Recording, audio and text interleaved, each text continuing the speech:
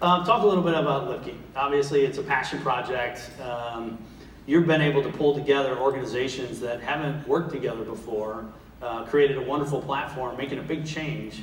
Tell us about what's happening.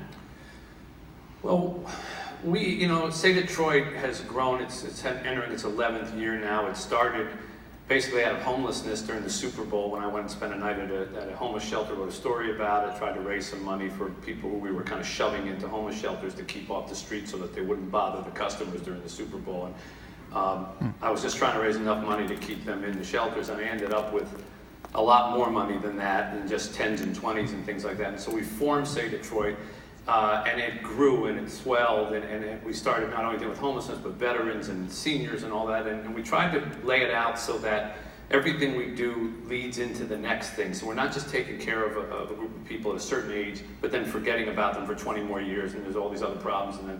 And so at some point when we had sort of infants and young school-age children, and then veterans and people needing houses and things like that, we saw that there was a gap between like ages 8 to 18.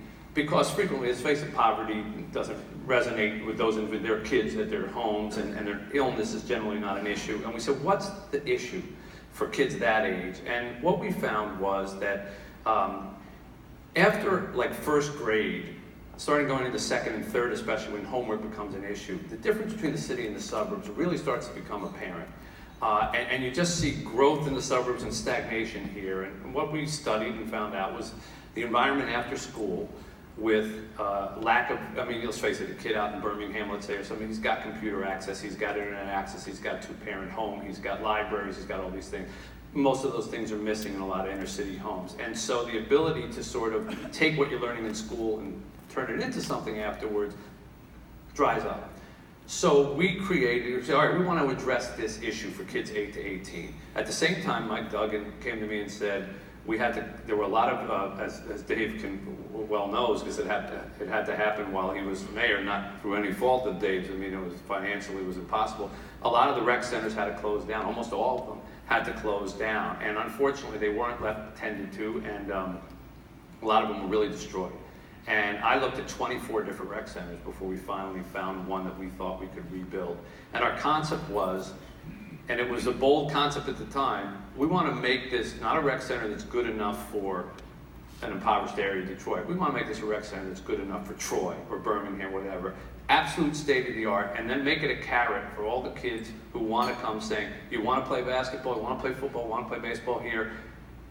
The price of admission is you've got to sit down with tutors after school for 1 hour, one-on-one, minimum, and then you can go play ball. Well, of course, the carrots had to be real carrots, and not real carrots. They had to be like, sports. And I went to Matthew Stafford first because I had a relationship with him. I said he'd want to do something with charity. He ended up building a football field.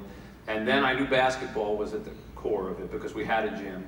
And Arn came, one of the first things he did when he was in town, came out and sat in this gym, which had not been refurbished. The whole place still needed a whole lot of work.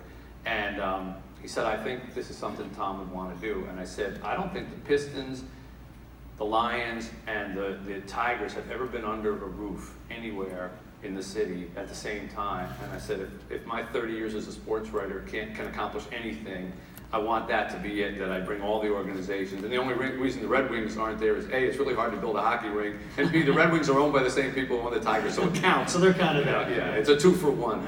And that's what ended up happening. And Tom came in, and the Pistons came in, refurbished the whole gym, not only refurbished the gym, and not only put up scoreboards and everything, but Tom, and this was very interesting, he said, I want to do a little something else. You think it'd be all right? I said, what? He said, I want some expressions up around the gym, on the walls, about success, about not giving up, the things that I learned that are important to me. I want kids to read them besides just a scoreboard. And if you go to the gym now at Lipke, that's what you see up on the walls. And we appreciated the long-term commitment that they have. The Tigers are there as well. They built a baseball field. So I think Lipke is now the first place where our 3 sports are all in one place. That's great. Congratulations.